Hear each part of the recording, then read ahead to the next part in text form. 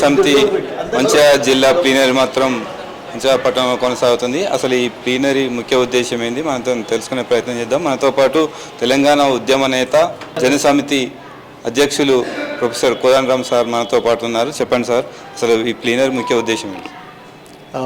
Plenary జిల్లా స్థాయిలో ఇప్పటి వరకు చేసిన ఈ పార్టీ 2018లో ఏర్పడింది. అప్పటి నుంచి ఇప్పటి వరకు చేసిన కార్యక్రమాలను సమీక్షించుకొని నిర్మాణాన్ని ఏర్పరచుకొని కొంత నిర్దిష్టమైన లక్ష్యాలకు మనం కట్టుబడి పనిచేయాలని మేము ప్రధానంగా నిర్మాణాన్ని పెంచుకోవడం ఒక భాగమైతే, రెండవది ఇక్కడ అనుకునేది జిల్లా అభివృద్ధి ఒకటి, తర్వాత ఈ 42% రిజర్వేషన్ల సాధన అనేది, ఇట్లాంటివి ఒక 2-3 అంశాల మీద బాగా దృష్టి పెట్టి ఈ జిల్లాలో ఇంకా కార్యక్రమాలను పెంచుకోవాలనేదే, విస్తృతపరచుకోవాలనేదే ఇవాళ మాకున్నటువంటి ఆలోచన.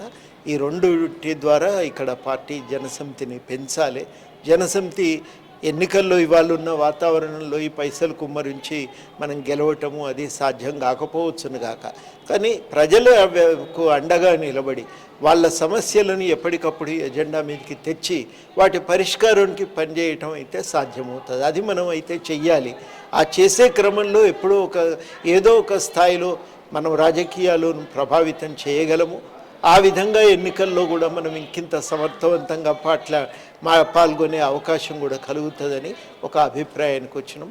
ఆ మేరకే సీరియస్గా కార్యాచరణను కొనసాగిస్తాం. తెలంగాణ ఉద్యమంలో జేఏసీ చైర్మన్గా ఉన్నారు. తెలంగాణలో మీరు అప్పుడు ఇచ్చిన హామీలకు ఇప్పటి వరకు ఎట్లా మార్పు ఏమైనా జరిగింది అనుకుంటున్నారు? నత్తనడకనే నడుస్తున్నది మన ఆకాంక్షల సాధన. దానికోసం చాలానే ప్రయాణం చేయవలసి ఉంది. అందశ్రీ అప్పుడప్పుడు అడిగేది, మనం ఇంకా చాలా విషయాల మీద కొట్లాడవలసి ఉంది అంటే, అవునన్నా తొవ్వ ఒడవలేదు అని నేను అన్నా. కరెక్ట్ మాట చెప్పినావు, మన తొవ్వ ఒడవలేదు, ఇంకా మిగిలే ఉంది. ఆ తొవ్వకు కొసదాకా మనం కొట్లాడవలసి ఉంది అని అంటుండేది. ఆ ప్రయాణమే మిగిలి ఉంది. ఆ మిగిలి ఉన్నది మనం ప్రయాణాన్ని ముందుకు కొనసాగించడానికి తప్పనిసరిగా ఈ ప్లీనరీ అనేది చర్చించుకోవటానికి, కార్యాచరణను ముందుకు తీసుకుపోవటానికి దోహదపడుతుంది. మేము హామీ ఇస్తున్నాం ప్రజలకు, మా వంతు చేతనైన మేరకి నిలబడతాం, ఒక నైతిక శక్తిగా మేము ఉంటాము, ప్రజల సమస్యలను నిజాయితీతో ఎజెండా మీద నిలబెడతాం. ఇది మేము చేయగలుగుతాం, చేస్తాం. తెలంగాణ ఉద్యమమే నిధులు, నీళ్లు, నియామకాల మీద నడిచింది సార్.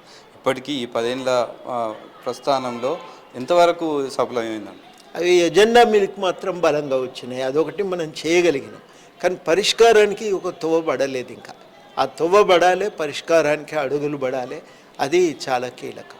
అంటే ప్రభుత్వానికి మద్దతుగా ఉన్నారు. ప్రభుత్వ పనితీరు ఎలా ఉన్నారు? ప్రభుత్వ పనితీరు బాగానే ఉంది. కొంత స్వేచ్ఛ ఉంది, విషయాలు చెప్పుకోవటానికి తొవ్వ ఉంది, ప్రజల యొక్క ఆర్తిని వినటానికి వాళ్ళు సిద్ధంగా ఉన్నారు.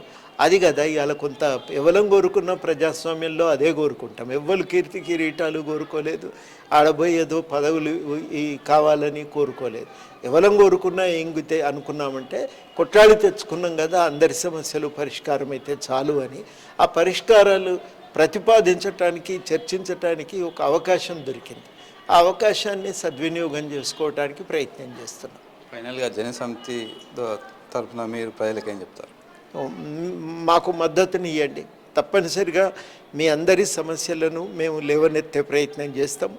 పైసలు ఎగజల్లి గెలిచినోడు ఎరుకబు కట్టడానికే వస్తాడు తప్ప కష్టం ఉన్నప్పుడు ఆదుకోవటానికైతే రాడు. మేము ఉంటాం, గ్యారంటీ ఇస్తున్నాం. అది ఆ రోజు తెలంగాణ కోసం కొట్లాడినప్పుడు ఉన్నాం, ఇవాళ కూడా ఉన్నాం. తప్పనిసరిగా రేపు మీ అండగా ఉంటాం. కాబట్టి మాకు సహకారం అందించవలసిందిగా కోరుతున్నాం. Thank you sir. మొత్తానికి తెలంగాణ ఉద్యమంలో ఎలాంటి హామీలు ఇచ్చినామో దాని కొరకు మాత్రం కొంతవరకు మేము సఫలీకృతం అవుతున్నాం. ప్రభుత్వ పనితీరు కూడా కొంత గతంలో ఉన్నదానికంటే కొంత మెరుగ్గా ఉన్నది. ఖచ్చితంగా జనసమితి తరఫున మాత్రం మేము ప్రజల సమస్యల మీద ప్రజలకు అందుబాటులో ఉంటామని చెప్పి మనతో పాటు ప్రొఫెసర్ కోదండరామ్ తెలిపారు. కెమెరామెన్ మహేష్తో శ్రీనివాస్, ఏ న్యూస్.